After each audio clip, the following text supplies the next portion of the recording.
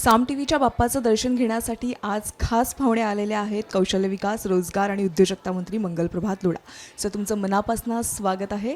यंदापासून आपण राज्य महोत्सव म्हणून गणेशोत्सव साजरा करतोय, तर यंदा बाप्पाच्या चरणी काय मागणी केली आहे? नाही, महाराष्ट्रामध्ये सुख समृद्धी व्हावा, लोकांना रोजगार मिळावा आणि महाराष्ट्राने माननीय मुख्यमंत्री देवेंद्र फडणवीसजीच्या यावेळीच्या त्यांचा जे टर्म आहे ते बेस्ट टर्म महाराष्ट्र इतिहासामध्ये व्हावा अशी मी गणपती चरणामध्ये प्रार्थना करतो. आता isakal.com आहे देशातील नंबर 1 ची मराठी न्यूज वेबसाईट.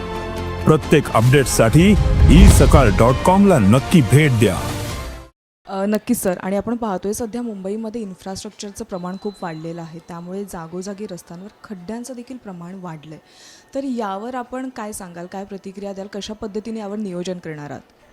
नाही, खड्ड्याचा प्रमाण वाढलं असेल पण ते लगेच आम्ही ते महानगरपालिका, MSRDC, MMRDA फॉलोअप करता. पण त्याऐवजी आपण ते जे यावेळी इन्फ्रास्ट्रक्चर विकास माननीय नरेंद्र मोदी साहेबांच्या आशीर्वादातून माननीय देवेंद्रजीने केला आहे, ते कोस्टल रोड असेल, अटल सेतू असेल, फ्रीवे असेल, मेट्रो असेल, हे कल्पनातीत आहे. तर त्यांचे आपण कौतुक केला पाहिजे आणि गणपती चरणामध्ये प्रार्थना केली पाहिजे की मुंबई पूर्वी पण देशाची कॅपिटल होती, इकॉनॉमिक कॅपिटल, ते राहावी आणि विकसित व्हावी अशी ईश्वरी चरणी प्रार्थना करतो. नक्कीच सर. आता तुम्ही पाहताय की तुमच्याकडे रोजगार आणि उद्योजकता खातं आहे, तर त्या दृष्टीने महाराष्ट्रामध्ये स्किल वाढावं यासाठी आपण कशा पद्धतीने प्रयत्न करताय? जे प्रयत्न रोजगार विभागातून यावेळी चाललेले आहे, माझ्या मताप्रमाणे 5 वर्षानंतर महाराष्ट्रामध्ये एकही युवक युवती असा राहणार नाही की ज्याने काय करायची इच्छा असेल त्यांच्याकडे स्वरोजगार किंवा रोजगार नाही. मोठी मोठी योजना आणि प्रॅक्टिकल योजना अशी माननीय देवेंद्र फडणवीसच्या मार्गदर्शनामध्ये आम्ही सुरू केली आहे आणि 2 महिन्यामध्ये सर्व योजना लोकांच्याकडे पोहोचतील. नक्कीच सर. आणि तुमच्याकडे आणखीन एक मोठी जबाबदारी, ती म्हणजे मुंबईच्या पालकमंत्री पदाची. तर सध्या जे सुरू आहे मुंबईमध्ये आंदोलन, त्याविषयी तुमची काय प्रतिक्रिया आहे? मराठ्यांचं जे भगवं वादळ संपूर्ण मुंबईमध्ये पसरलं आहे, त्यावर तुमची प्रतिक्रिया काय? नाही, आंदोलन करण्याचा सर्वांना अधिकार आहे, पण ते गणपतीचे वेळे ज्यावेळी मुंबई आपण जे मुंबईमध्ये चाललं आहे ते कोणाने स्वीकार्य नाही आहे.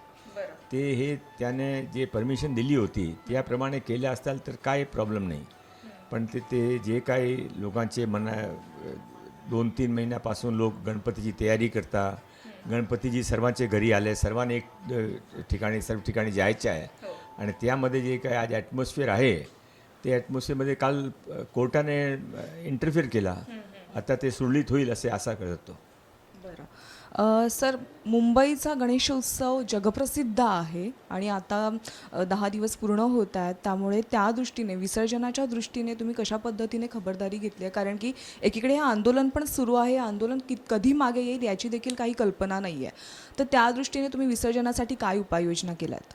विसर्जन 1.5 दिवसचा विसर्जन पण चांगली रीतीने पार पडला. आता गौरी विसर्जन आहे ते पण चांगली रीतीने पार पडतील. विसर्जन काय कष्ट होणारे लोक ॲकोमोडेट करून घेतात. लोक काही बोलत नाही, पण लोकांच्या मनामध्ये या खंत आहे की यावेळी ते गणपती त्याने ते आंदोलन करावा, त्यामध्ये त्यांचे अधिकार आहे. पण ते आंदोलन कुठे करावा, काय रीतीने करावा, त्या काय मर्यादा त्याने ठेवली पाहिजे. नक्की सर. आज तुम्ही इतक्या व्यस्त कामातनं आमच्यासाठी वेळ काढलात आणि बाप्पाचं दर्शन घेण्यासाठी आलं, त्याबद्दल तुमचे मनापासून आभार आहेत. धन्यवाद.